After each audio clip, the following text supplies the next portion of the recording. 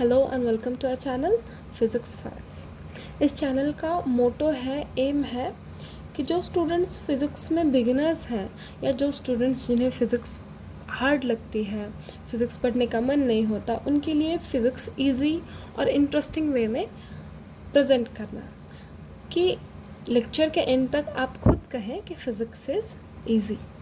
So let's see, today's topic is Coulomb's law. आज हम discuss करेंगे कूलम्स लॉ। क्या है ये लॉ? ये लॉ हमें बताता है कि दो चार्ज्ड बॉडीज़, दो चार्ज्ड पार्टिकल्स या पॉइंट चार्जेस जो कि रेस्ट में है, ठीक है। कंडीशन क्या है यहाँ? दोनों चार्जेस रेस्ट पर होना चाहिए, मोशन नहीं चाहिए, ठीक है। दोनों चार्जेस क्या हैं? रेस्ट हैं, एट रेस्ट। दोनों चार्जेस स्टेशनरी हैं, तब उन दोनों के बीच का फोर्स हमें कूलम्स लॉ बताता है। कूलम्स लॉ यूज़ करके हम क्या कर सकते हैं? फोर्स कैलकुलेट कर सकते हैं। तो इससे हम कूलम्स लॉ को या कूलम्स फोर्स को, इसे हम कूलम्स फोर्स भी कहते हैं, कूलम्स फोर्स। और इसी को हम इलेक्ट्रोस्टैटिक फोर्स भी कहते हैं। वाई सो? क्यों इलेक्ट्रोस्टैटिक फोर्स क्यों कहते हैं? क्योंकि ये तब का फोर्स है जब दो चार्ज बॉडीज़, दो चार्ज पार्टिकल्स रेस्ट पर हैं, और जब वो दोनों रेस्ट पर होते हैं तब उनके बीच का फोर्स, वो एक दूसरे पे कितना फोर्स एक्सर्ट करते हैं, ये हम कैलकुलेट करते हैं। तो उसे हम क्या कहेंगे? इलेक्ट्रोस्टैटिक फोर्स भी कहेंगे। एक्चुअली ये लॉ दिखने में बहुत इजी सा, सिंपल सा लॉ है, लेकिन ये बहुत इंटरेस्टिंग लॉ है। क्यों इंटरेस्टिंग है? इसके कुछ रीज़न है, वो हम सुन लेते हैं ताकि हमें इंटरेस्ट आए, तो फिर हम लॉ भी सीख लेंगे, राइट। तो देखते हैं हम क्यों ये लॉ बहुत ही इंटरेस्टिंग है, राइट। तो ये लॉ क्या बताता है वो पहले देख लेते हैं। क्या बताता है ये लॉ? कि दो चार्जेस, दो ऐसे चार्जेस जो रेस्ट पे हैं, और ख़ास करके उन चार्जेस के लिए नाम क्या यूज़ किया है? Point charges. तो सबसे पहले तो हमें समझना पड़ेगा कि what is point charge, right. Point charges क्या होते हैं? जो ऐसे पॉइंट की तरह दिखते हैं, क्या उन्हें ही हम पॉइंट चार्जेस कहेंगे?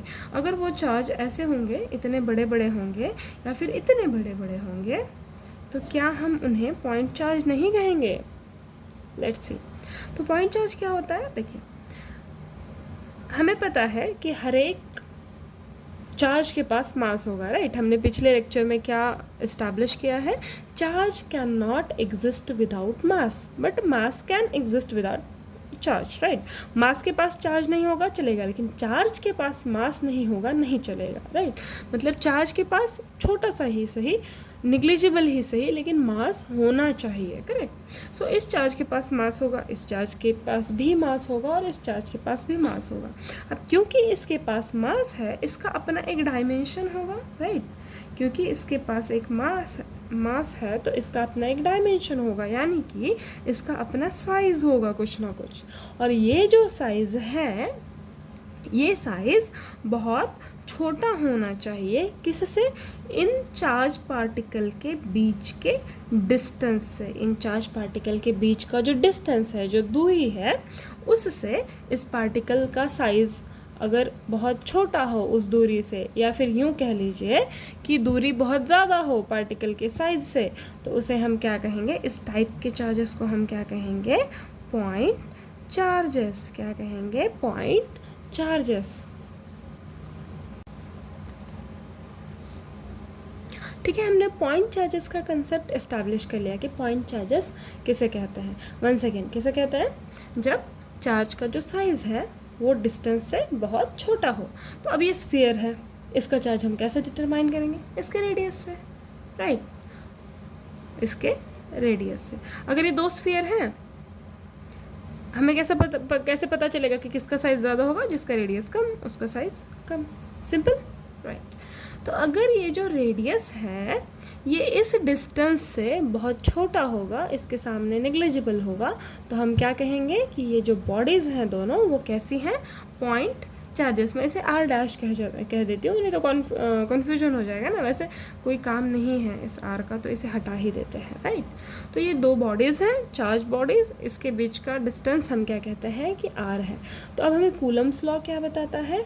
Force between the 2 point charges, force between 2 point charges separated by a distance r, मतलब उन दोनों के बीच का डिस्टेंस r है, तो फोर्स क्या होगा, directly proportional to product of the charges.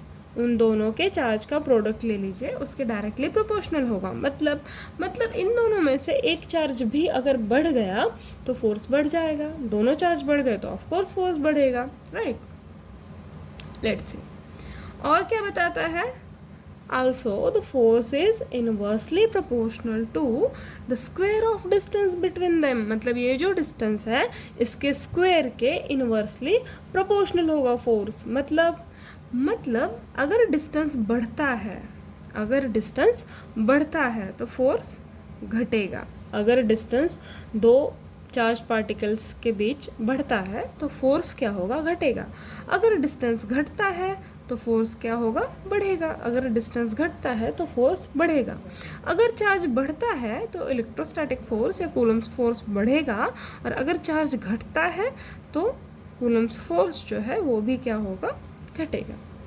ठीक है, अब ये तो हमें बता दिया, क्या क्या बता दिया कि दो चार्जेस, पॉइंट चार्जेस जो कि रेस्ट पे हैं और सेपरेटेड हैं बाय डिस्टेंस r, वो क्या होंगे, उसका फोर्स जो होगा उन दोनों के बीच का वो प्रोपोर्शनल होगा Q1 Q2 और इनवर्सली प्रोपोर्शनल होगा r स्क्वायर के, where r is the distance between two point charges. ठीक है, अब हम इसे कैसे लिख सकते हैं, f is directly proportional to Q1 Q2 upon r square. अगर हमें ये प्रोपोर्शनैलिटी साइन हटाना है तो हमें क्या करना पड़ेगा, अगर हमें यहाँ इक्वल टू लाना है तो हमें लिखना पड़ेगा एक कांस्टेंट, हमें यहाँ एक कांस्टेंट लाना पड़ेगा प्रोपोर्शनैलिटी साइन हटाने के लिए। और हम क्या लिख सकते हैं डायरेक्टली, आगे जो फॉर्मूला है वो f is equal to k Q1 Q2 by r square. अब k यहाँ क्या है, k is a constant, k क्या है यहाँ, कांस्टेंट। ठीक है, लेकिन ये जो कांस्टेंट है ये एक यूनिवर्सल कांस्टेंट नहीं है। ये क्या है, यूनिवर्सल कांस्टेंट नहीं है। अब यूनिवर्सल कांस्टेंट का मतलब क्या हुआ, मतलब k की वैल्यू हर जगह सेम नहीं होती। मतलब k कांस्टेंट है लेकिन चेंज होगा। कैसे, अब थोड़ा सा कन्फ्यूजिंग लग रहा है, राइट। लेट्स सी, ये इक्वेशन आपको किसकी याद दिलाता है, किसी की तरह लग रहा है ये देख के, एनालॉगस टू समथिंग, किसकी याद दिलाता है। ऐसा एक और इक्वेशन है हमारे पास जिसे हम क्या कहते हैं, ग्रेविटेशनल फोर्स का इक्वेशन, आई एम सॉरी, ये कैसा दिखता है, F is equal to G m1 m2 upon r square, right. ठीक है, अब देखिए, अब यहाँ जो कांस्टेंट है g, फोर्स यहाँ भी क्या है, force is proportional to product of masses. दो मासेस, दो बॉडीज़ जिनके बीच में हम ग्रेविटेशनल फोर्स कैलकुलेट करना चाहते हैं, उन बॉडीज़ के प्रोडक्ट, उन बॉडीज़ का प्रोडक्ट मतलब दोनों के मास का मल्टीप्लिकेशन कर लीजिए तो क्या होगा, फोर्स उसके प्रोपोर्शनल होगा। और force of course inversely proportional to the square of distance between them. It is very famously known as inverse square law. इसे हम क्या कहते हैं, इनवर्स स्क्वायर लॉ। मतलब कूलम्स फोर्स और ग्रेविटेशनल फोर्स दोनों भी कैसे फोर्स हैं, ये दोनों क्या ओबे करते हैं, इनवर्स स्क्वायर लॉ ओबे करते हैं। इनवर्स स्क्वायर लॉ ओबे करते हैं। क्या है inverse square law, simply force या कोई भी क्वांटिटी जो कि डिस्टेंस के स्क्वायर के, उन दोनों के बीच के डिस्टेंस के स्क्वायर के inversely proportional, simply inverse square law. ठीक है, अब हाँ, हमारा मेन कंसर्न क्या था, ये जो जी है, यहाँ जो कांस्टेंट जी है, ये क्या है, यूनिवर्सल कांस्टेंट है। मतलब उन बॉडीज़ को उठा के आप पानी में डाल दीजिए तो भी जब हम फोर्स कैलकुलेट करेंगे तो जी की वैल्यू सेम होगी। अगर उन बॉडीज़ को उठा के हम चांद पे ले जाएंगे तो भी जी वही होगा, अर्थ पे रखेंगे तो वही होगा, उठा के स्पेस में ले जाएंगे तो भी जी की वैल्यू चेंज नहीं होगी। मतलब पूरी दुनिया में, पूरे ब्रह्मांड में आप कहीं भी चले जाइए, जी विल बी सेम, राइट।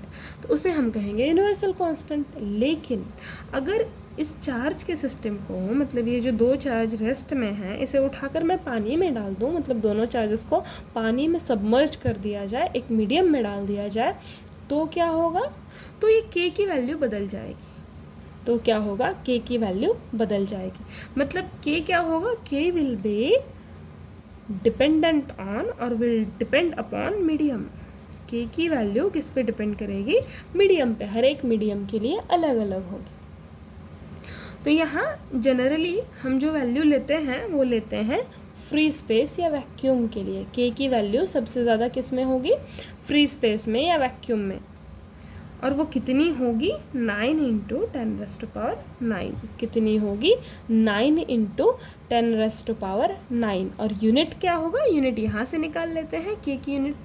देखिए कैसे लिखेंगे आप के को, आप लिख सकते हैं F × r² Q1 Q2 लिख सकते हैं, F × r² Q1 Q2। F का क्या होता है, न्यूटन। r², r का यूनिट क्या होता है डिस्टेंस का, मीटर, तो मीटर का square, upon Q1 Q2 coulomb, तो ये क्या हो जाएगा, कूलम स्क्वायर। तो यहाँ क्या आ जाएगा, कूलम स्क्वायर। या इसको आप ऐसे भी लिख सकते हैं 9 × 10⁹ n m² c⁻²। ये इसका यूनिट हो गया, राइट। अब इस k को अगर हमें और डिफरेंटली लिखना है तो इसे हम ऐसे भी लिखते हैं 1/4πε0, वेयर ε0 क्या है, परमिटिविटी ऑफ फ्री स्पेस। ε0 क्या है, permittivity of free space, free space. अच्छा, यहाँ ये जो नाम है ये बहुत कंफ्यूज करने वाला है, क्योंकि कहने को तो ये कह रहा है कि परमिटिविटी, मतलब नाम पढ़ के हमें लगेगा कि कोई ऐसी क्वांटिटी है जो क्या करती है, इस फोर्स को परमिट करती है, राइट। मटेरियल में क्या करती है, इस फोर्स को परमिट करती है। ये ε0 अगेन परमिटिविटी क्या है, ये एक प्रॉपर्टी है मटेरियल की, लेकिन नाम पढ़ के लगता है कि ये परमिट करती है, बट ऐसा नहीं होता। ये ε0 जो है ये क्या करती है, ये एक मटेरियल की ऐसी प्रॉपर्टी है जो क्या करती है, रेजिस्ट करती है। क्या करती है, जो आपका इलेक्ट्रोस्टैटिक फोर्स है उसे किसी मीडियम में एक्ट होने देने से, मतलब किसी मीडियम में इलेक्ट्रिक फील्ड कह लीजिए या करंट कह लीजिए प्रोड्यूस होने से रोकती है। उस रेजिस्टेंस को हम क्या कहते हैं, परमिटिविटी। अगले लेक्चर में परमिटिविटी को हम थोड़ा डिटेल में डिस्कस करेंगे। अभी के लिए हमारा कूलम्स लॉ पे बहुत कुछ बच गया है। हाँ, हमने फार्मूला सीख लिया है, लेकिन हमें कूलम्स लॉ का वो जो फील होता है वो अभी तक हम नहीं पकड़ पाए हैं, राइट। तो थोड़ा सा हम देख लेते हैं कूलम लॉ में और क्या क्या है, लेट्स सी। और इसके बाद ये जो परमिटिविटी है ये भी एक बहुत स्पेशल, बहुत प्यारा सा कंसेप्ट है। ये हम अगले वीडियो में डिस्कस करेंगे एट डिटेल। तो लेट्स सी, अभी तक हमें कूलम्स लॉ का क्या क्या पता चल गया, हमें पता चल गया है कूलम्स लॉ का फॉर्मूला क्या है, वो K क्या है formula, F = K Q1 Q2 / r²। इसको ही आप लिख सकते हैं 1/4πε0 Q1 Q2 / r²। Easy, yes. Let's see, अब हमें इस फोर्स के बारे में, कूलम्स लॉ के बारे में क्या क्या पता है एक बार देख लेते हैं। क्या क्या पता है हमें, कि हमने ये दो चार्जेस जो थे वो कुछ डिस्टेंस पे रखे थे। दो चार्जेस जो थे वो कुछ डिस्टेंस पे रखे थे, यानी ये दो चार्जेस कांटेक्ट में नहीं थे, एक दूसरे को टच नहीं कर रहे थे, फिर भी ये एक दूसरे पर फोर्स एक्सर्ट कर रहे थे। फिर भी क्या कर रहे थे, ये एक दूसरे पर, ये इस पर फोर्स एक्सर्ट कर रहा था, और ये फर्स्ट वाला चार्ज सेकंड पे और सेकंड वाला चार्ज फर्स्ट पे फोर्स एक्सर्ट कर रहा था, राइट। ऐसा क्यों होता है,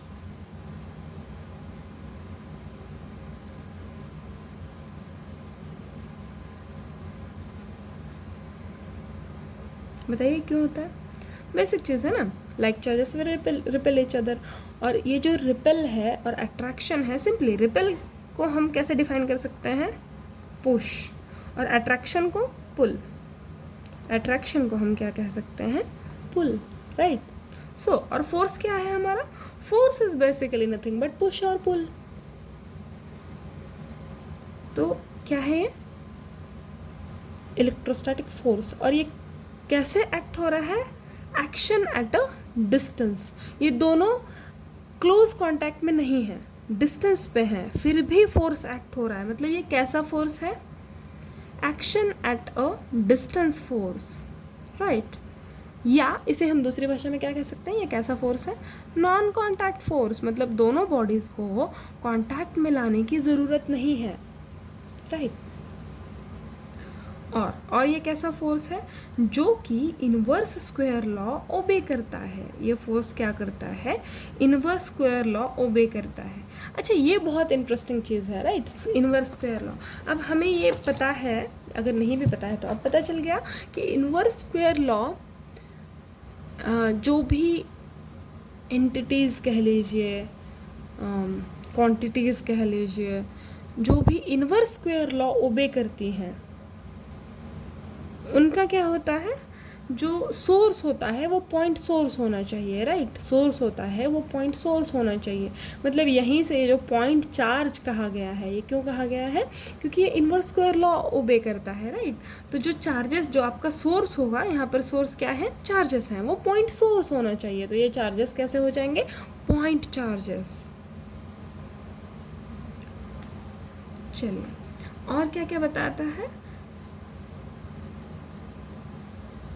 ये दो चीज़ें तो हो गई। और हमें क्या पता चला कि ये जो कूलम्स लॉ है वो दिखने में न्यूटन लॉ जैसा दिखता है। न्यूटन के जो ग्रेविटेशनल फोर्स का जो फॉर्मूला दिया हुआ है उसकी तरह ही दिखता है। मतलब यह क्या बताता है हमें कि कूलम जो थे वो इस वर्क से, न्यूटन के वर्क से, न्यूटन के फॉर्मूला से इंस्पायर्ड थे, राइट। तो अब ऐसा तो नहीं है कि जैसे हम असाइनमेंट, राइट, कि मतलब क्वेश्चंस दो दिए हुए हैं, वैल्यूज़ थोड़े अलग अलग हैं, लेकिन फॉर्मूला मेथड तो एक ही है, बस वैल्यूज़ बदलने हैं तो चलिए चेंज कर देते हैं।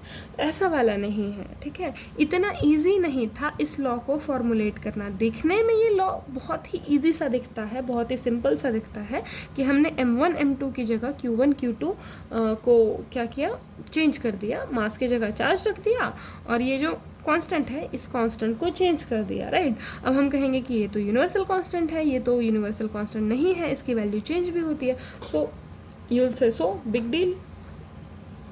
अब इसके बारे में इंटरेस्टिंग कुछ चीज़ें हैं। क्या चीज़ें हैं, let's see. First thing, coulomb को पता नहीं था इलेक्ट्रॉन के बारे में। कूलम को पता नहीं था इलेक्ट्रॉन के बारे में। अच्छा, चार्ज मेजर नहीं कर सकते थे, किसी बॉडी पे कितना चार्ज है वो मेजर करने का कोई साधन नहीं था उनके पास। उनके पास मतलब ये जो पीरियड है 1785, जिस टाइम पे ये लॉ डिस्कवर कहिए, इन्वेंट कहिए, जो कहना है कहिए, ये जो थ्योरी पुट फॉरवर्ड की गई थी, उस टाइम पर क्या सोचा जाता था कि जो इलेक्ट्रिसिटी होती है या करंट होता है वो किस वजह से होता है। तो जो बॉडीज़ होती हैं, देखिए 1750 तक मान लीजिए, या अराउंड 1746-48 मान लीजिए, यहाँ तक क्या सोचा गया था, टू फ्लूइड थ्योरी थी, राइट। मतलब क्या होता है, दो तरह के फ्लूइड होते हैं, दो तरह के इनविजिबल लिक्विड होते हैं जो कि एक बॉडी से दूसरे बॉडी में ट्रांसफ़र होते हैं और इसकी वजह से इलेक्ट्रिसिटी जनरेट होती है। इनका क्या मानना था कि दो फ्लूइड होते हैं, two different type of fluid, जो कि इनविजिबल होते हैं, हमारी आँखों को नहीं दिखते, और जब बॉडीज़ कांटेक्ट में आती हैं किसी तरह से तो क्या होता है, वो फ्लूइड एक से दूसरे में ट्रांसफ़र होता है और उसकी वजह से इलेक्ट्रिक चार्ज कह लीजिए, इलेक्ट्रिसिटी जनरेट होती है। ऐसा कंसेप्ट था। फिर क्या हुआ, फिर 1750 में एक इन्वेंटर थे बेंजामिन फ्रैंकलिन, हमने नाम सुना हुआ है, राइट। उनका वो जो एक्सपेरिमेंट था काइट में की पतंग में एक चाबी लगा के उन्होंने जो उड़ाई थी, डेंजरस एक्सपेरिमेंट था, लेकिन उससे हमें क्या पता चला कि स्टैटिक इलेक्ट्रिसिटी और जो थंडर बोल्ट होता है हमारा, उसका कनेक्शन है, राइट। तो इसके लिए वो फेमस है, हम सबको पता है, बेंजामिन फ्रैंकलिन। तो बेंजामिन फ्रैंकलिन ने क्या बताया कि दो फ्लूइड नहीं होते हैं, दो फ्लूइड नहीं, क्या कहा उन्होंने कि एक ही फ्लूइड होता है। क्या होता है, एक ही फ्लूइड होता है जो कि हर बॉडी में है, जो कि क्या है, हर बॉडी में है, ठीक है। ये फ्लूइड, इनका ऐसा मानना था कि ये फ्लूइड इनविजिबल होता है और हर बॉडी में होता है। अब जो भी चीज़ ले लीजिए यूनिवर्स में, सब में ये फ्लूइड होगा और जब ये फ्लूइड किसी बॉडी में ज़्यादा हो जाता है तो उस पर पॉजिटिव चार्ज आ जाता है।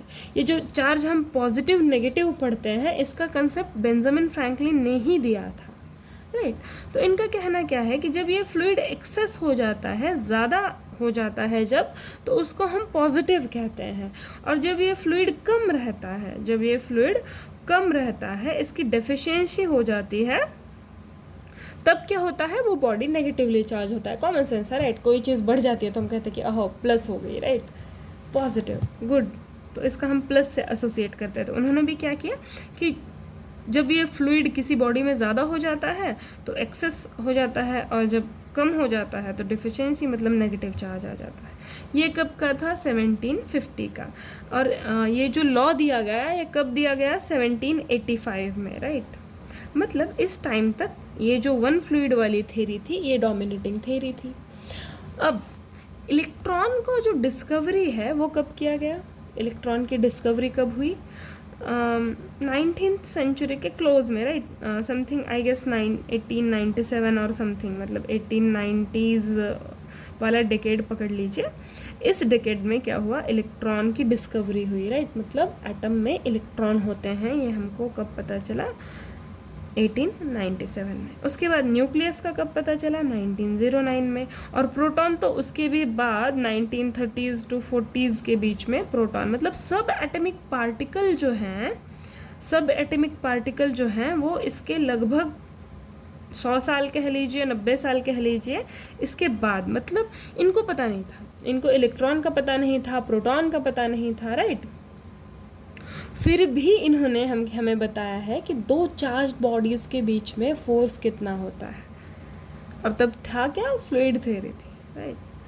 सी, और अगर इलेक्ट्रिकल चार्जेस स्टडी करने होते थे तो इनके पास एक ही मीन्स था, एक ही तरीका था, इलेक्ट्रोस्टैटिक जनरेटर। क्या तरीका था, इलेक्ट्रोस्टैटिक जनरेटर। अच्छा, ये भी एक बहुत इंटरेस्टिंग कंसेप्ट है, जो एटम का हम कहते हैं कि जो फर्स्ट डॉक्यूमेंटेड क्या कह लेते कि मतलब एटम का जो स्ट्रक्चर बताया गया था वो अराउंड 1805 या 03 कह लीजिए, 1803 to 05, इतना डेट याद रखने में थोड़ा प्रॉब्लम हो जाता है।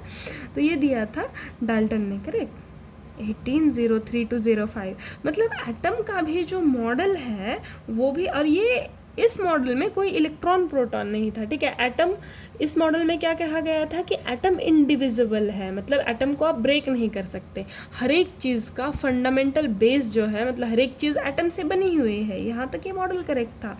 लेकिन ये मॉडल क्या कहता था कि एटम ब्रेक नहीं कर सकते हैं, मतलब एटम के अंदर इलेक्ट्रॉन प्रोटॉन होते हैं, ये बिल्कुल पता नहीं था इस मॉडल को। और इससे भी पहले ये लॉ दिया गया है। इंटरेस्टिंग है कि नहीं, इन्हें पता ही नहीं है कि चार्जेस इलेक्ट्रॉन्स प्रोटॉन्स हैं, बट स्टिल ये हमें बताते हैं कि दो चार्ज बॉडीज़ के बीच में फोर्स कितना होगा। और इससे भी इंटरेस्टिंग बात है कि modern tools, modern apparatus use करके कैलकुलेट जब किया गया तो ये जो लॉ था इनका दिया हुआ वो प्रिसाइज है, मतलब ये लॉ क्या है, एक्यूरेट है कि नहीं। इंटरेस्टिंग सी बात। और ये लॉ इन्होंने इलेक्ट्रॉन, प्रोटॉन, एटम स्टडी करके नहीं बताया है, ये लॉ इन्होंने हमें पॉइंट चार्जेस, मतलब जिसके पास है कुछ मास, ऐसी बॉडीज स्टडी करके, मतलब माइक्रोस्कोपिक स्केल पे नहीं, मैक्रोस्कोपिक स्केल पे ये हमें इन्होंने फार्मूला दिया था। और ये फार्मूला 10⁻⁻10 मीटर, मतलब एटॉमिक स्केल तक करेक्ट है। क्या है, एटॉमिक स्केल तक करेक्ट है। अब इसके बाद क्यों नहीं है, मतलब इससे कम, 10⁻⁻10 से कम डिस्टेंस के लिए क्यों नहीं है। इसका एक छोटा सा, बहुत छोटा सा और बहुत इजी सा रीज़न है। देखिए, अगर आपको पता होगा कि जितने भी फोर्सेस हैं नेचर में, उन्हें हम 4 फोर्सेस में कैटेगराइज करते हैं। मेन हम क्या कहते हैं कि 4 फोर्सेस हैं। कौन कौन से, nuclear force, electromagnetic force, magnetic force हो गया, थर्ड है ग्रेविटेशनल फोर्स, और फोर्थ है वीक न्यूक्लियर फोर्स। फोर्थ क्या है, वीक न्यूक्लियर फोर्स। इसमें सबसे ज़्यादा स्ट्रॉन्ग है न्यूक्लियर फोर्स, सबसे ज़्यादा स्ट्रॉन्ग है न्यूक्लियर फोर्स। मतलब ये न्यूक्लियर फोर्स जो है वो इलेक्ट्रोमैग्नेटिक फोर्स को भी डोमिनेट कर देगा। ये न्यूक्लियर फोर्स जो है वो इलेक्ट्रोमैग्नेटिक फोर्स को डोमिनेट करेगा। इसलिए ये जो आपका न्यूक्लियस है इसके अंदर प्रोटॉन होते हैं, राइट, पॉजिटिवली चार्ज होते हैं ये प्रोटॉन। अब हमें पता है कि प्रोटॉन का रिपल्शन होना चाहिए, राइट, लेकिन हमें ये भी पता है कि न्यूक्लियस जो है वो बहुत डेंस है, मतलब बहुत छोटा है अगर सिर्फ साइज़ देखा जाए, और इसके अंदर इतनी छोटी सी जगह में प्रोटॉन कॉम्पैक्टली पैक्ड है, और लाइक चार्जेस होके भी ये रिपेल होके इस न्यूक्लियस को डिस्टर्ब नहीं कर रहे हैं, इस न्यूक्लियस को डिस्टर्ब नहीं कर पा रहे हैं। हाँ, ऑफ कोर्स ये बात कहाँ की है, जहाँ एटम स्टेबल है, राइट, अब रेडियो एक्टिविटी की बात अलग हो गई। तो ये इसे डिस्टर्ब नहीं कर पा रहे हैं, इसमें से बाहर नहीं आ पा रहे हैं। क्यों? क्योंकि यहाँ कोई फोर्स है जिसने इनको एक साथ एक जगह पर बांधे हुए है इनको, मतलब इनके बीच का जो रिपल्शन है इससे भी ज़्यादा स्ट्रॉन्ग मैग्नीट्यूड में ज़्यादा बड़ा कोई फोर्स है यहाँ पर। वो फोर्स कौन सा है? Nuclear force. ये हमें, अब इसका रेंज बहुत शॉर्ट होता है, राइट, इसका रेंज बहुत शॉर्ट होता है, न्यूक्लियस के साइज़ तक सिमट कर रह जाता है या उससे भी छोटा। तो इसकी वजह से हमें रेगुलर लाइफ में ये फोर्स देखने को नहीं मिलती है, ठीक है। रेगुलर लाइफ में हम दो फोर्सेस एक्सपीरियंस करते हैं, इलेक्ट्रोमैग्नेटिक फोर्स और ग्रेविटेशनल फोर्स। रेगुलर लाइफ में हम कौन से फोर्स क्या कहते हैं उसे एक्सपीरियंस करते हैं, कौन से फोर्सेस से डील करते हैं? एक तो है इलेक्ट्रोमैग्नेटिक फोर्स और दूसरा है ग्रेविटेशनल फोर्स। ग्रेविटेशनल फोर्स तो हमें पता है, राइट। सेकंड है इलेक्ट्रोमैग्नेटिक फोर्स जो हम अभी स्टडी कर रहे हैं, जिसका ही एक पार्ट इलेक्ट्रोस्टैटिक फोर्स हमने स्टडी किया, करेक्ट है। अब ये भी इंटरेस्टिंग बात होगी आपके लिए कि जितने भी कॉन्टैक्ट फोर्सेस हैं, जैसे फ्रिक्शनल फोर्स, नॉर्मल फोर्स, जितने भी कॉन्टैक्ट फोर्सेस हैं, मतलब जब बॉडीज़ कॉन्टैक्ट में आती हैं, टच होती हैं, जो भी फोर्स लगता है वो सारे फोर्स एक तरह से इलेक्ट्रोमैग्नेटिक फोर्स हैं, वो सारे फोर्स एक तरह से इलेक्ट्रोमैग्नेटिक फोर्स है। अच्छा, ये बात सरप्राइजिंग नहीं होनी चाहिए। क्यों सरप्राइजिंग नहीं होनी चाहिए? क्योंकि हमें पता है हर चीज़ एटम और इलेक्ट्रॉन्स, प्रोटॉन्स से बनी हुई है, तो चार्जेस हैं, चार्जेस इंटरैक्ट करेंगे, और जब इंट्रैक्शन होगा तो जो फोर्स होता है उसे हम क्या कहेंगे? Electromagnetic force. तो अगर चार्जेस रेस्ट पे हैं तो इलेक्ट्रोस्टैटिक फोर्स हो जाएगा, अगर मूव कर रहे हैं तो इलेक्ट्रोमैग्नेटिक फोर्स हो जाएगा, electric force, magnetic force, right, that is why. चलिए, ये तो हो गया छोटा सा एक्सप्लेनेशन।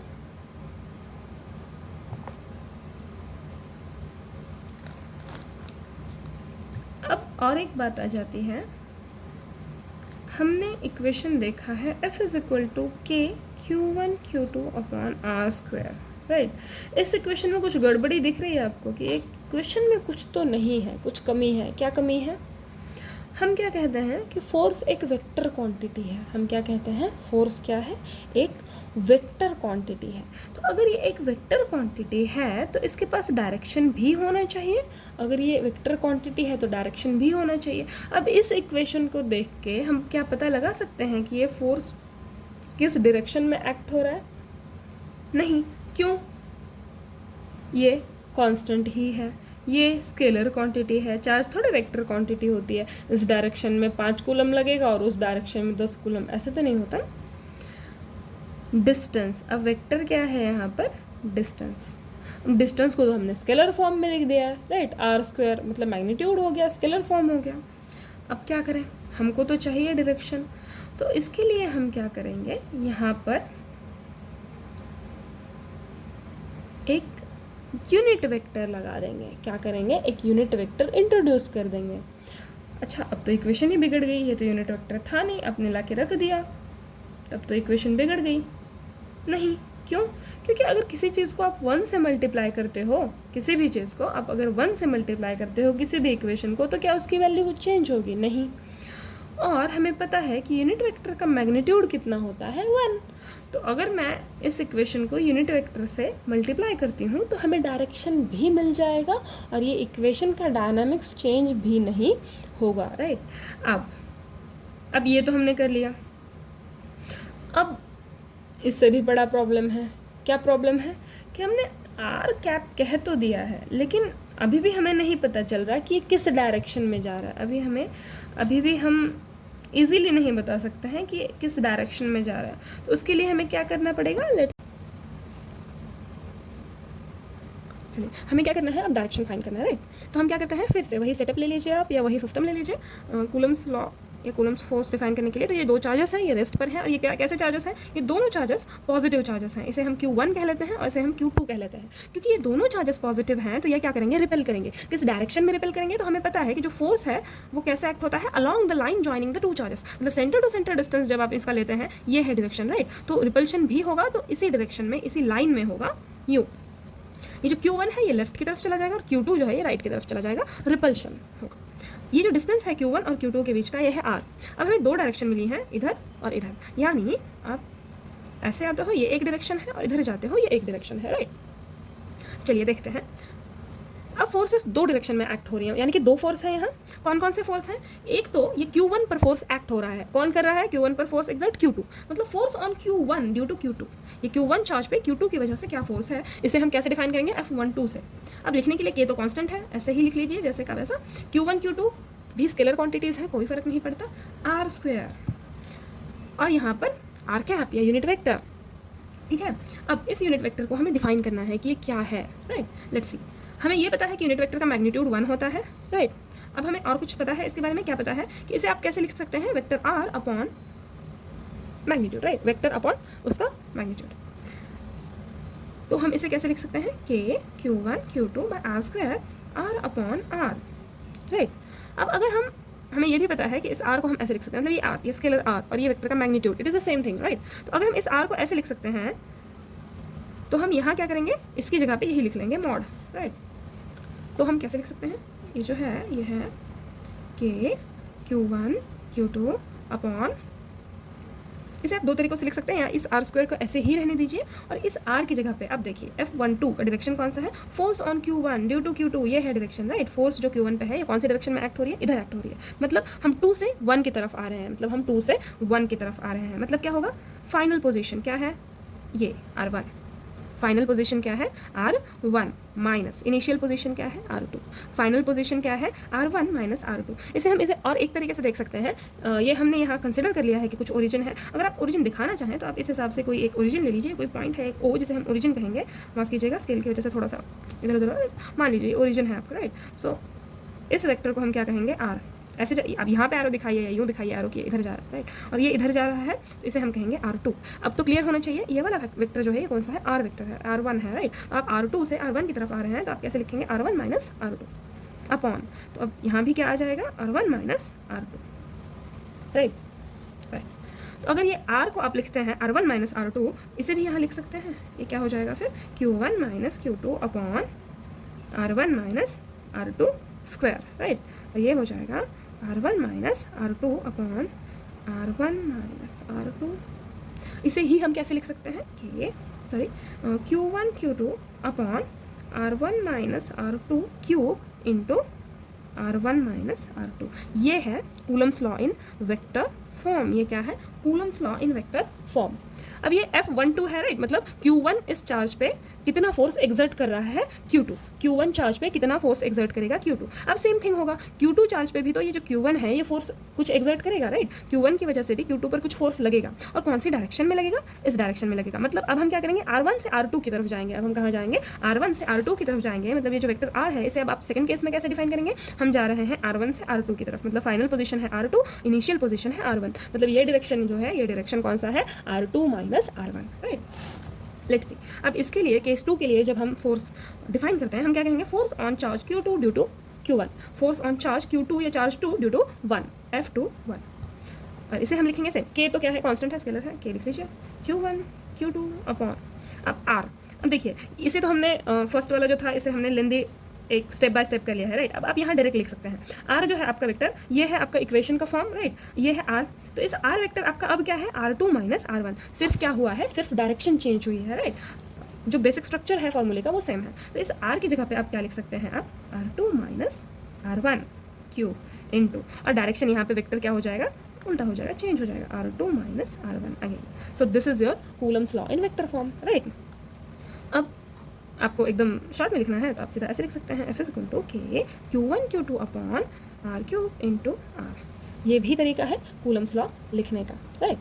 चलो, कूलम्स लॉ हमने वेक्टर फॉर्म में लिख लिया। अब देखिए ये कूलम लॉ क्या है, एक मैक्रोस्कोपिक स्केल पे हमने कैलकुलेट किया। या जब ये लॉ ऑब्जर्व किया गया था, जब एक्सपेरिमेंट कर रहे थे कूलम, तो मैक्रोस्कोपिक स्केल पे उन्होंने किया। ऐसा कोई फाइन इंस्ट्रूमेंट अवेलेबल नहीं था जो एटमिक स्केल पे जा सके। इवन उन्हें एटम का कंसेप्ट ही पता नहीं था, ये भी कहें तो ठीक है, राइट। मतलब एटम के कंसेप्ट पता नहीं था ऐसे नहीं कह सकते, बट वाइडली एक्सेप्टेड जो हुआ वो 1805 में अराउंड, राइट, जब डाल्टन ने उनकी थ्योरी प्रपोज की। तो इससे पहले 1785 में हुआ, तो ऑफकोर्स ये सब चीज़ें नहीं थी तब, राइट। कुछ ना कुछ अगर मेरिट्स हैं, जैसे हमने कहा कि बहुत ही प्रिसाइज है ये फॉर्मूला, बहुत ही एक्यूरेट है, दो पॉइंट चार्जेस जो कि एट रेस्ट हैं उनके लिए, राइट। तो अब इसके कुछ ना कुछ ऐसे भी सिचुएशन होंगे जहाँ कूलम लॉ वैलिड नहीं होगा, जहाँ कूलम लॉ वैलिड नहीं होगा, या कूलम लॉ के लिमिटेशन कह लीजिए, अब क्या कह लीजिए, कूलम्स लॉ के लिमिटेशन, मतलब कहाँ कहाँ कूलम लॉ हम नहीं लगा सकते हैं, या यूँ कह लीजिए कि सिर्फ कहाँ कहाँ हम कूलम्स लॉ लगा सकते हैं। तो हम कूलम्स लॉ के स्टेटमेंट में ही आ जाता है फोर्स बिटवीन 2 पॉइंट चार्जेस। मतलब अगर चार्जेस पॉइंट चार्जेस नहीं है, charges are not point charges, तब हम कूलम्स लॉ नहीं लगा सकते, तब हम कूलम्स लॉ नहीं लगा सकते। Coulomb's law is not valid when charges are not point charges. ऐसा क्यों होता है?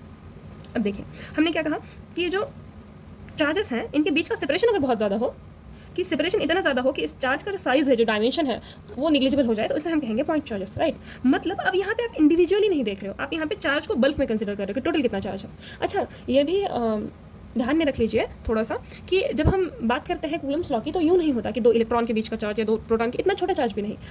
चार्ज लाइक माइक्रोकूलम, मिलीकूलम, इतना चार्ज आप ले सकते हैं, राइट। बहुत बड़े चार्जेस भी नहीं और बहुत छोटे चार्जेस भी नहीं, ठीक है। चलिए, तो जो चार्जेस पॉइंट चार्जेस नहीं है, इनके लिए ये वैलिड नहीं है, क्योंकि आप उसे एक नहीं, अब वहाँ पर डिस्ट्रीब्यूशन आ जाता है, राइट। उसे आप सिंगल एंटिटी या पॉइंट की तरह कंसिडर नहीं कर सकते। वहाँ पे क्या हो जाता है, वहाँ पे ज्योमेट्री भी, उस पर्टिकुलर बॉडी की जो अपनी ज्योमेट्री है, उसका जो अपना साइज़ है, वो भी प्ले में आ जाता है, उसको भी कंसिडर करना पड़ता है, राइट। तो जब वैसी बात होगी तो ये चार्जेस, जब पॉइंट चार्जेस नहीं होंगे तो कूलम्स लॉ वहाँ वैलिड नहीं होगा। सेकेंड केस, कूलम्स लॉ और वैलिड कहाँ नहीं होगा, अगर आर्बिट्री शेप है, मतलब अगर शेप सिमेट्रिकल नहीं है, नॉट सिमेट्रिकल शेप, अगर शेप सिमेट्रिकल नहीं है या शेप आर्बिट्री है बॉडी की, तो भी कूलम्स लॉ वैलिड नहीं होगा। क्यों? क्योंकि आप जब कूलम्स लॉ कैलकुलेट करते हैं तो आप क्या कहते हैं, उनका डिस्टेंस लेते हैं, राइट। अब बॉडी कुछ आपकी ऐसी है, तो आप कहाँ से कहाँ का डिस्टेंस लेंगे, सेंटर टू सेंटर डिस्टेंस अगर लेंगे यूँ, तो फिर भी बॉडी का सेंटर यही है, ये आप नहीं कह सकते, राइट। बॉडी का सेंटर यही है, ये नहीं कह सकते। अब एक चार्ज कुछ ऐसा है और दूसरा चार्ज कुछ ऐसा है, अब हम कैसे इन दोनों के बीच में जो सेपरेशन है वो सेंटर टू सेंटर लेना है हमें, तो हम कैसे लेंगे? तो इसलिए भी यहाँ कूलम लॉ वैलिड नहीं है। मतलब जो आप पॉइंट चार्जेस भी लेते हैं, जो जिन बॉडीज़ को आप पॉइंट चार्जेस कंसिडर कर रहे हैं, वहाँ पे भी आपको सिमेट्री चाहिए। और कूलम्स लॉ कहाँ वैलिड नहीं है, जहाँ जहाँ इनवर्स स्क्वायर लॉ वैलिड नहीं है वहाँ कूलम लॉ भी वैलिड नहीं है, राइट। जहाँ जहाँ इनवर्स स्क्वायर लॉ वैलिड नहीं है वहाँ कूलम लॉ भी वैलिड नहीं है। मतलब इनवर्स स्क्वायर लॉ जो ग्रेविटेशनल लॉ है और इलेक्ट्रोस्टैटिक या कूलम्स ग्रेविटेशनल फोर्स है और कूलम्स फोर्स है, ये दोनों भी क्या करते हैं, इनवर्स स्क्वायर लॉ ओबे करते हैं। मतलब जैसे जैसे डिस्टेंस बढ़ता जाएगा वैसे वैसे ये फोर्सेस क्या होते जाएंगे, घटते जाएंगे, राइट। या डिस्टेंस कम होता जाएगा तो ये फोर्सेस बढ़ती जाएंगी। तो जहाँ जहाँ इनवर्स स्क्वायर लॉ ओबे नहीं होता वहाँ वहाँ ऑफकोर्स ये जो फोर्स है आपका कूलम्स फोर्स, ये ओबे नहीं होगा, राइट। एक्चुअली और एक केस है, जब आप डिस्टेंस बहुत ज़्यादा बढ़ा देते हो, बहुत ज़्यादा, जब आप एस्ट्रोनॉमिकल स्केल पे चले जाते हो। मतलब अगर मैं कहूँ कि मेरा एक चार्ज है अर्थ पे और दूसरे चार्ज को उठा के मैं सन पे रख दूँ, दूसरे चार्ज को मैं उठा के सन पे रख दूँ, तो अब देखिए हमें क्या पता है कि सन से अर्थ की तरफ जो लाइट आती है उसमें कितना लगता है, 8 मिनट एंड 20 सेकेंड्स। सन से अर्थ की तरफ जो लाइट आती है उसमें टाइम कितना लगता है, 8 मिनट एंड 20 सेकेंड्स। इसका मतलब क्या है, हमारे पास जो भी रेज आती हैं सन की, वो कितनी पुरानी है, 8 मिनट एंड 20 सेकेंड्स पुरानी है। वो कितनी पुरानी है, 8 मिनट्स एंड 20 सेकेंड्स। आज अगर सन मर जाता है, राइट, मतलब सन अगर अचानक से वैनिश हो गया, राइट, तब क्या होगा, अगर समझिए सन वहाँ से अचानक हट गया, अब सन नहीं रहा, तो हमें ये कब पता चलेगा, 8 मिनट एंड 20 सेकेंड के बाद। क्यों? क्योंकि तब तक जो इमिटेड रेज हैं वो हमारे पास आती रहेंगी। तो जब रेज बनना यहाँ पे बंद हो जाएगा, यहाँ से रेज इमिट होना बंद हो जाएगा, ये इन्फॉर्मेशन, अब ये भी तो एक इन्फॉर्मेशन है कि यहाँ पे ये सोर्स नहीं रहा जो रेज इमिट करता था। ये इन्फॉर्मेशन हब तक आने के लिए 8 मिनट एंड 20 सेकंड लग जाएंगे। कैसे? जब रेज आएंगे ही नहीं तो पता चलेगा कि वहाँ कुछ हो गया है, अब वो सोर्स नहीं रहा जो हमें रेज देता था। तो ये इन्फॉर्मेशन हम तक आने के लिए 8 मिनट एंड 20 सेकंड लगेंगे। अब ये जो दो चार्ज बॉडीज़ हैं, इनके बीच में जो फोर्स लगता है वो भी एक तरह का इन्फॉर्मेशन ही है। और ये इन्फॉर्मेशन किस हाईएस्ट स्पीड पे ट्रैवल कर सकता है? Speed of light. किस हाईएस्ट स्पीड पे ट्रैवल कर सकता है? Speed of light, right. एक तो अर्थ और सन को आप चार्ज पॉइंट चार्जेस नहीं मान सकते हैं, लेकिन फिर भी अगर समझिए, अगर हम कह रहे हैं कि हमारा चार्ज जो अर्थ पे है और एक चार्ज हमारा सन पे है और हम फोर्स लगा रहे हैं, राइट, तो फिर क्या होगा? तो आप जब ये फोर्स कैलकुलेट करेंगे, आपका कुछ फोर्स आएगा, समझिए एफ फोर्स आया आपका, राइट। यहाँ क्या हुआ? एफ फोर्स आया। अब क्या होगा? अब अगर सन नहीं है, अचानक से यहाँ से हमने सन को हटा लिया, तो अब यहाँ कोई बॉडी नहीं रही, राइट। या सन पे से हमारा जो चार्ज है, इस चार्ज को हमने हटा लिया, इस चार्ज को हमने शिफ्ट कह लीजिए कर लिया या हटा ही दिया इस चार्ज को हमने। तो अगर हमने इस चार्ज को हटा दिया है तो हमें ये चीज़ कब पता चलेगी? 8 मिनट एंड 20 सेकंड के बाद। मतलब 8 मिनट एंड 20 सेकंड तक हम यही कंसिडर करते रहेंगे कि वहाँ फोर्स कितना है? एफ। लेकिन जब हमने यहाँ से हटा दिया है पार्टिकल, राइट, यहाँ से जो बॉडी है वो हमने हटा दी है, चार्ज बॉडी, तो अब 8 मिनट तक के लिए यहाँ पर फोर्स लग रहा है। मतलब रॉन्ग हो गया कूलम्स लॉ, और वहाँ पे बॉडी ही नहीं है तो नहीं लगना चाहिए, राइट। तो हम कूलम्स लॉ कहाँ लगा सकते हैं? रेगुलर एटमॉस्फेयर में, जहाँ इन्फॉर्मेशन ट्रांसफर इंस्टेंटेनियस है, राइट। मतलब जो फोर्स दोनों के बीच में लग रहे हैं वो इंस्टेंटेनियस, तुरंत हम डिफाइन कर सकते हैं। जो इन्फॉर्मेशन है वो तुरंत पहुँच रही है, बहुत ज़्यादा टाइम नहीं लग रहा है उसको। इसमें फील्ड का भी कंसेप्ट आता है, तो इसको हम रिविजिट कर सकते हैं इलेक्ट्रिक फील्ड सीखने के बाद, ठीक है। लेकिन सिर्फ कहना इतना सा था कि 10⁻⁻10 ये अगर लिमिट है, लोअर लिमिट कूलम्स लॉ के लिए, मतलब 10⁻⁻10 से छोटा डिस्टेंस अगर लेंगे तो वहाँ पे कूलम फोर्स वैलिड नहीं होगा, राइट। तो वैसे ही बहुत बड़ा डिस्टेंस भी अगर हम ले लेते हैं तो वहाँ पे फिर रिलेटिविटी प्ले में आ जाएगी। वहाँ पे हमें रिलेटिविस्टिक इफेक्ट्स भी कंसिडर करने पड़ेंगे, एंड दैट इज़ वाई क्या होगा, वहाँ पर कूलम्स फोर्स वैलिड नहीं होगा, क्योंकि हम वहाँ रिलेटिविस्टिक जो इफेक्ट्स हैं, या ये कह लीजिए कि जो प्रॉपर्टीज़ है, जो फिनोमेना है, उसे हम अकाउंट में नहीं ले रहे हैं, उस हिसाब से हम अपने लॉ को अभी चेंज नहीं कर रहे हैं, दैट इज़ वाई। तो कूलम्स लॉ कहाँ कहाँ वैलिड नहीं है हमने ये भी देख लिया, राइट। चलिए, अच्छा मेन बात तो रही गई, कूलम्स लॉ कहाँ वैलिड नहीं है। सबसे पहली चीज़ हम क्या बोलते हैं कि हम जो दो चार्जेस, ये दो पॉइंट चार्जेस भी जो हम ले रहे हैं, ये दोनों पॉइंट चार्जेस एट रेस्ट हैं। ये दोनों पॉइंट चार्जेस क्या कर रहे हैं? रेस्ट कर रहे हैं। मतलब अगर चार्ज मोशन में होगा, तो वहाँ कूलम्स लॉ वैलिड नहीं होगा, वहाँ कूलम्स लॉ एक्ट नहीं वैलिड नहीं होगा। कहने का मतलब है कि आप फोर्स निकाल भी लेंगे तो वो करेक्ट नहीं होगा, राइट। चलिए, एक छोटा सा पॉइंट लेके अब हम यहाँ रुक जाते हैं। अगले लेक्चर में हम देखेंगे एप्सिलॉन नॉट, यानी कि आपका जो परमिटिविटी है वो क्या होता है, थोड़ा सा इन डेप्थ डिस्कशन, कुछ प्रॉब्लम्स, और उसके बाद हम देखेंगे electric force due to multiple charges, right. यहाँ पे हमने, अगर आपने ध्यान दिया होगा तो बार बार सिर्फ दो चार्जेस लिए हैं, Q1 एंड Q2। तो हम अगले लेक्चर में देखेंगे कि अगर मोर देन 2 चार्जेस होंगे तो वहाँ पर हम फोर्स कैसे कैलकुलेट करेंगे, राइट। चलिए, तो हमें क्या देखना है, एक छोटी सी, बहुत छोटी सी चीज़ है, F = K Q1 Q2 upon R², right. तो अगर हम Q1 को कर देते हैं डबल, तो नया फोर्स क्या बन जाएगा? K2Q Q2 Q1 को हमने डबल कर दिया, राइट। Q1 = Q था, और अब हमने क्या कर दिया है, नए Q1 को 2Q कर दिया है, राइट। तो हम इसे क्या लिख सकते हैं, 2Q1 अपॉन R²। तो कितना हो जाएगा? K Q1 Q2 upon R² into 2, ऐसे लिख सकते हैं। और ये क्या है, हमारा फोर्स है पहले वाला। तो मतलब अब नया फोर्स जो होगा वो क्या होगा, 2F, पहले से 2 गुना, पहले से 2 टाइम्स होगा। हमने क्या किया है, चार्ज को 2 टाइम्स बढ़ा दिया है, चार्ज को 2 टाइम्स कर दिया है, तो फोर्स भी क्या हो गया, पहले से दुगुना हो गया। फोर्स भी क्या हो गया, चार्ज को डबल कर दिया तो फोर्स भी डबल हो गया। चार्ज को अगर आप 4 टाइम्स बढ़ा देंगे तो फोर्स भी 4 टाइम्स बढ़ेगा, राइट। अब अगर हम दोनों चार्जेस को बढ़ा देते हैं, मतलब अगर हम Q1 को पहले से दोगुना कर देते हैं, Q1 डैश अब 2Q1 हो गया है और Q2 डैश हो गया है 2Q2, तो क्या हो जाएगा, तो जो नया फोर्स होगा वो क्या होगा, 4 times the old force, 4 times the previous force, old force जो कह लीजिए। और अगर हम चार्ज घटाते हैं, चार्ज को पहले से कुछ फ्रैक्शन में कर देते हैं चार्ज को, तो भी सेम थिंग होगा। अगर हमने Q1 जो था, नया Q1 को लिख दिया Q1 अपॉन 2, मतलब पहले जितना चार्ज था उसके हाफ कर दिया है, राइट। तो क्या होगा, जो फोर्स होगा, नया फोर्स, वो भी क्या हो जाएगा, हाफ हो जाएगा, हाफ हो जाएगा। अगर आप Q1 के साथ Q2 को भी चेंज कर देते हैं तो क्या हो जाएगा, Q2 भी चेंज कर देंगे तो पहले के फोर्स से 1/4 ही रह जाएगा। अगर आप अलग अलग चेंज करते हैं, Q1 को आपने कर दिया 1/4 और Q2 को कर दिया आपने 1/8, तो क्या हो जाएगा, तो पहले का जो फोर्स है उससे नया फोर्स क्या रह जाएगा, 4×8 = 32। मतलब पहले वाले फोर्स को 32 से डिवाइड कर दीजिए तो जो बच गया वो आपका नया फोर्स है। तो ये तो हो गया चार्ज पे डिपेंड करता है फोर्स। अब हम ये भी कहते हैं कि जो फोर्स है वो इन्वर्सली प्रोपोर्शनल है स्क्वायर ऑफ डिस्टेंस के, यानी अगर डिस्टेंस जो है वो हाफ कर दिया जाए तो फोर्स क्या होगा, 4 टाइम्स बढ़ जाएगा। फोर्स कितना बढ़ेगा, square of the distance, right. मतलब फोर्स क्या होगा, नया जो फोर्स होगा वो 4F हो जाएगा। अगर डिस्टेंस हाफ हो गया तो फोर्स जो है वो 4 टाइम्स बढ़ जाएगा। वही अगर डिस्टेंस को आप दोगुना कर देते हैं तो फोर्स क्या हो जाएगा, घट जाएगा। कितना, 4 टाइम्स, मतलब 1/4 ही रह जाएगा।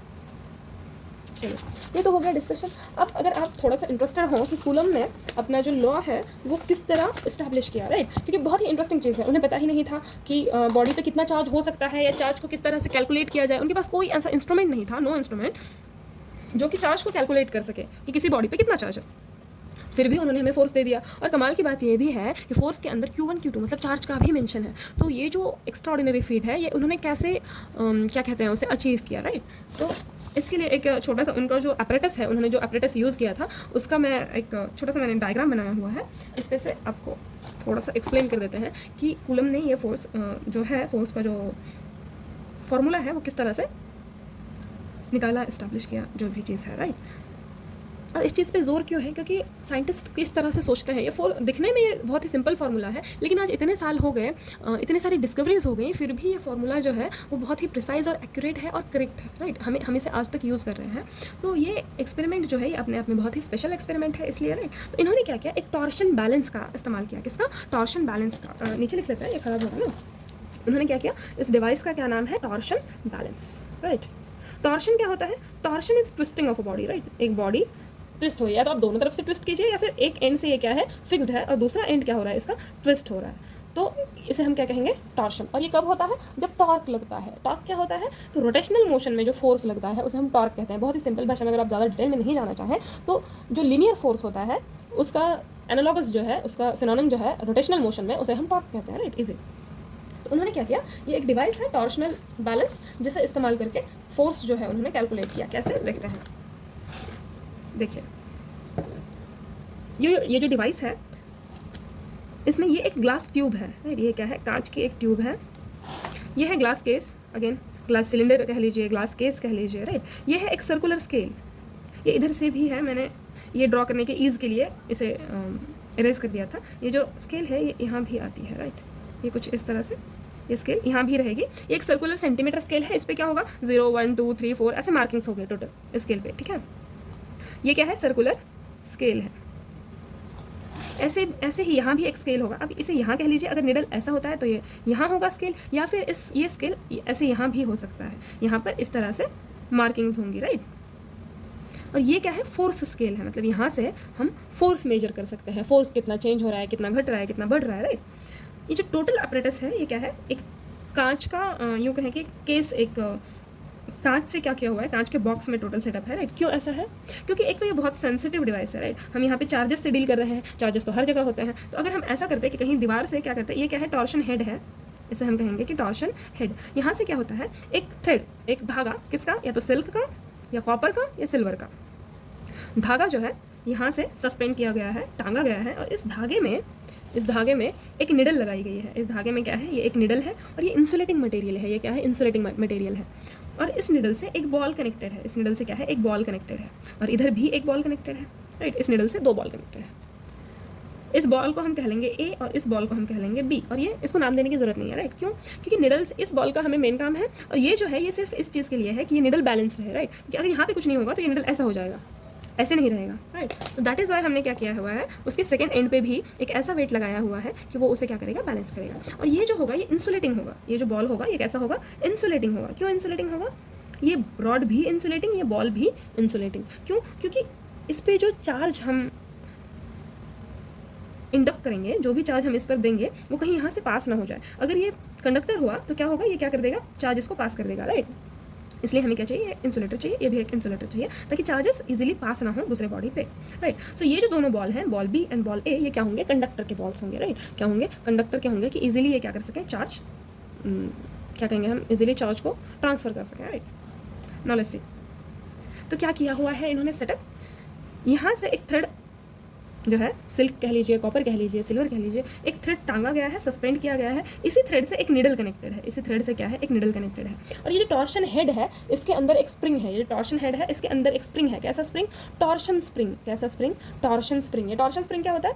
सिंपली ये इस टाइप का स्प्रिंग जो हम बच्चों के खिलौनों में भी देखते हैं, और इसे हम ये इस टाइप का स्प्रिंग, और इसे देख कर आपको कुछ याद आता है? क्लोथ पिन्स जो होती हैं, जो कपड़े टांगने के बाद जो हम लगाते हैं ताकि कपड़े उड़ न जाएं, उसमें भी इस टाइप का जो स्प्रिंग होता है वो होता है। तो आप इसे इस तरह से दबाते हैं तब क्या होता है? वो स्प्रिंग जो है वो कॉन्ट्रैक्ट होता है, राइट। तो आपने लगा दिया कपड़े पे, फिर आप छोड़ देते हैं, तो इसी हिसाब का एक बहुत ही सेंसिटिव सा स्प्रिंग यहाँ होगा, यहाँ पे लगा होगा। इसका क्या काम क्या होगा? कि जब ये रिपेल होगा, ये ऐसे घूमेगा, ये ऐसे है, ये रिपेल होगा, तो क्या होगा? ये ऐसे घूमेगा। जब ऐसे घूमेगा, ये ऐसे है, ये ऐसे घूमेगा, तो इससे लगा हुआ जो धागा होगा वो क्या होगा? ट्विस्ट होगा। इससे लगा हुआ जो धागा होगा वो क्या होगा? ट्विस्ट होगा। एक इजी एग्जांपल समझाने के लिए आपको स्ट्रिप ले लेते हैं। ये स्ट्रिप मान लीजिए, और इससे ये निडल कनेक्टेड है मान लीजिए, राइट। तो जब ये घूमेगा तो ये जो धागा है, जो थ्रेड है, वो क्या होगा? इस तरह से ट्विस्ट होगा, राइट। अगर आप देख पा रहे हो तो ये धागा क्या होगा? जैसे जैसे ये घूमेगा ये धागा ट्विस्ट होगा। ये सिर्फ आपको दिखाने के लिए है, वहाँ पे जो ट्विस्ट है वो बहुत ही डेलिकेट होगा, बट एक इमेजिनेशन, राइट। सो क्या होगा? ये जो धागा है, ये धागा क्या होगा? ट्विस्ट होगा। तो जब ये थ्रेड ट्विस्ट होगा तो क्या होगा? जो स्प्रिंग इससे कनेक्टेड है, इस थ्रेड से जो स्प्रिंग कनेक्टेड है, वो स्प्रिंग भी ट्विस्ट होगा, तो उसके अंदर एक एनर्जी स्टोर होगी, राइट। और क्या है? इस थ्रेड से एक निडल कनेक्टेड है, तो जैसे ही ये थ्रेड ट्विस्ट होगा तो ये निडल भी घूमेगा, जैसे ही ये थ्रेड ट्विस्ट होगा तो ये निडल भी घूमेगा। तो ये निडल हमें जो भी रीडिंग देगा, मतलब ये निडल घूमकर जहाँ भी जाएगा वहाँ हम क्या करेंगे? वो रीडिंग्स नोट डाउन कर लेंगे। क्या करेंगे? वो रीडिंग्स, या कूलम ने क्या किया? वो रीडिंग्स नोट डाउन कर लिए। ये है फोर्स स्केल। ये जब घूमेगा, ये जब ट्विस्ट होगा तो हमें क्या बताएगा कि कितना फोर्स लगा है, राइट। और जब ये घूमेगा और इस सर्कुलर स्केल से हम मेजर करेंगे तो ये क्या बताएगा कि ये बॉडी और ये बॉडी। अब कूलम्स लॉ में जो हम पॉइंट चार्ज पढ़ते हैं वो क्या है? ये बी और ए। तो इस बॉडी और इस बॉडी के बीच में कितना डिस्टेंस है ये हमें किससे पता चलेगा? इस सर्कुलर स्केल से, राइट। तो अब एक्सपेरिमेंट कैसे कंडक्ट करते हैं देखिए। इसमें क्या है? ये जो है ये एक बॉल है जो फिक्स है। ये बी बॉल क्या होता है? फिक्स होता है। इसे आप यहाँ पर एक क्या कहेंगे, एक होल कह लीजिए, या यहाँ पे क्या किया हुआ था? इसे कट किया हुआ होता है यहाँ से, और इसमें एक रॉड देके इसे क्या किया गया है? यहाँ फिट किया गया है। इसे आप इजीली बाहर भी निकाल सकते हैं। इसे इस बी जो ये मास है, ये जो बॉडी है बी, इसको आप बाहर भी निकाल सकते हैं। किसके लिए? चार्ज करने के लिए, राइट। एक बार जब आप लगा देते हो तो आप इसको फिक्स्ड रखते हो। मूव कौन होगा? ए मूव होगा, राइट। अब हमें एक्सपेरिमेंट करना है। सेटअप तो हमने समझ लिया, अब एक्सपेरिमेंट किस तरह से होगा? तो देखिए, कूलम ने क्या किया? आइडेंटिकल बॉडी, अब जैसे ये बी बॉल है, इसी के जैसा, इसी के मास का, इसी जिस मटेरियल का ये बॉल है, इसी के जैसा सेम एक ट्विन बॉल ले लिया और उसे रब कर दिया, राइट। उसे रब करके कुछ किसी तरह से कुछ चार्जेस प्रोवाइड कर दिए। समझिए, इस पे एक चार्ज है क्यू, राइट। इस वाले बॉल पे चार्ज है क्यू। तो जब ये बॉल, इस बॉल के, मैं बॉल कह रही हूँ, आप स्फीयर कह लीजिए, राइट। तो ये वाला स्फीयर जो है, इसे हम नाम दे देते हैं डी। ये डी स्फीयर जब बी स्फीयर के कॉन्टैक्ट में आएगा, या जब ये डी स्फीयर ये बी स्फीयर पे चार्जेस इंडक्ट करेगा तो क्या होगा? तो बाय सिमेट्री, मतलब ज्योमेट्री के हिसाब से, इसकी ज्योमेट्री के हिसाब से ये दोनों एक ही शेप साइज़ के हैं, तो और एक ही मटेरियल के हैं, सेम टाइप के बॉल हैं, तो इसका मास होगा, डेंसिटी होगा, सरफेस एरिया होगा, वो सेम होगा, राइट। मतलब ज्योमेट्री इन दोनों की सेम है। तो बाय सिमेट्री कूलम का क्या मानना था कि अगर इस पर कुछ चार्ज क्यू है, तो जब इन दोनों को कॉन्टैक्ट में लाया गया तो अब क्या हुआ? बॉल बी और बॉल डी पे कितने चार्जेस हो गए? Q/2 and Q/2। मतलब दोनों पे चार्जेस हाफ चले गए हैं। ऐसे इनका मतलब इन्होंने ऑलरेडी मान लिया कि चार्ज क्या है? एडिटिव है। कैसे? तो अब इन दोनों का चार्ज आप ऐड कर लीजिए, कितना हो गया? Q। पहले चार्ज कितना था? Q। अब क्या हो गया? दोनों बॉडीज पे Q/2 चला गया है। और इन्होंने क्या मान लिया ऑलरेडी कि चार्ज कंजर्व्ड होता है, राइट। कैसे? तो इनिशियली चार्ज Q है, और उसके जब हमने दोनों को चार्ज कर दिया तो हो गया Q/2। तो Q/2 ऐड कर लीजिए, Q हो जाएगा। मतलब पहले और बाद के चार्ज में कोई डिफरेंस नहीं है, चार्ज कंजर्व्ड है, राइट। तो अब ये Q/2 चार्ज किया हुआ बॉल उठा के लाए हैं हम, और हमने क्या किया? इसे यहाँ फिट कर दिया, राइट। अब जब हमने इसे यहाँ फिट कर दिया है, इनिशियली ए पे कोई चार्ज नहीं है, इनिशियली ए पर कोई चार्ज नहीं है। तो जब हम इसे यहाँ कॉन्टैक्ट में रखते हैं, ये इनिशियली टच कर रहे हैं एक दूसरे को, राइट। ये कॉन्टैक्ट में है, तो क्या होता है? इस पे जो भी चार्ज है, ये दोनों बॉल भी आइडेंटिकल है, तो इस पे जो भी चार्ज है उसका आधा इस पर ट्रांसफर हो जाता है, राइट। जैसे ही आधा ट्रांसफर होता है तो ये निडल क्या होगा? ये निडल घूम जाएगी। जैसे ही आधा ट्रांसफर होगा तो ये क्या होगा? इस तरह से ये घूम जाएगा, राइट। फेंट है थोड़ा, अगर आपको दिख रहा हो, हाँ दिख तो रहा है। तो क्या होगा? ये इसने पोजीशन बदल ली, ये यहाँ से यहाँ आ गया। मतलब पहले अगर इसका पोजीशन ये था तो अब पोजीशन क्या होगा? ये। मतलब इतना डिस्प्लेसमेंट हुआ है। इतना क्या डिस्प्लेसमेंट हुआ है? ये क्या है आपका? R। ये क्या है आपका? R, right. ये तो हो गया Q/2 मतलब Q/4 चार्जेस के लिए। तो ऐसे ही कूलम ने क्या किया? Q चार्जेस दिए दोनों को, फिर Q/2 हाफ दे दिए, Q/4। फिर इस तरह से अलग अलग पेयर ऑफ चार्जेस के लिए उन्होंने क्या किया? फोर्स मेजर किया, और उन्हें क्या पता चला यहाँ से कि फोर्स जो है वो क्या है?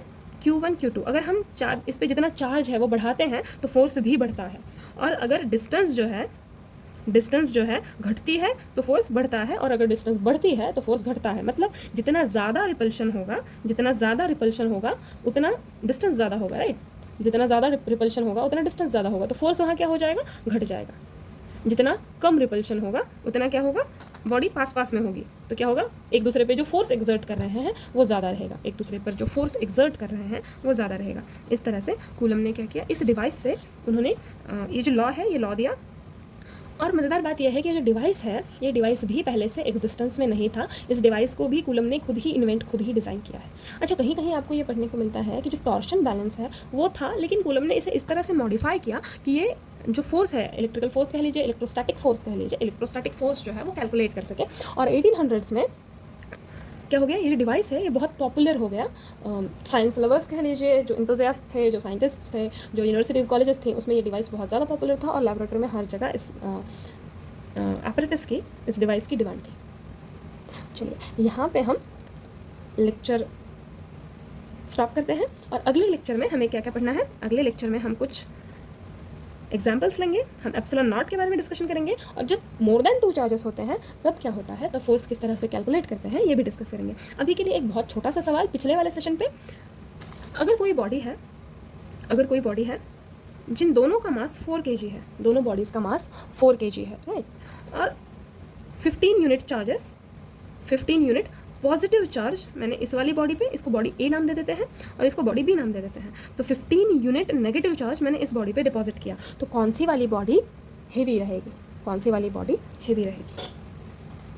बहुत ही ईजी सा, बहुत ही क्या कहें उसे, सवाल है, लेकिन एक छोटा सा कंसेप्ट आपका ये क्लियर करते जाता है। तो आप कमेंट सेक्शन में चाहे तो आंसर दे सकते हैं, राइट। और अगर आपको ये वीडियो इन्फॉर्मेटिव लगती है तो आप अपने फ्रेंड्स के साथ भी शेयर करें, ज्ञान विद्या बांटने से बढ़ती है, राइट।